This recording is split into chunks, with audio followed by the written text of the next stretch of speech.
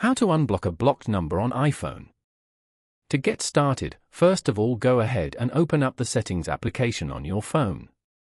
Once you're here, scroll down to the end and tap on Apps. You can view all your phone apps over here. Now, search for or scroll down to find Phone and tap on it.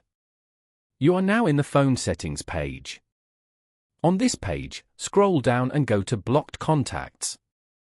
Over here, you can view all the blocked contacts on your phone. If you want to unblock a contact from here, then press and hold that contact and swipe left. And then, tap on Unblock. You have now successfully unblocked this contact. You will now be able to receive phone calls, messages, email from this contact.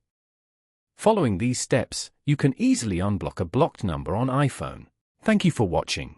Please leave a like if this tutorial helped you, or leave a comment below if you have any questions related to the video.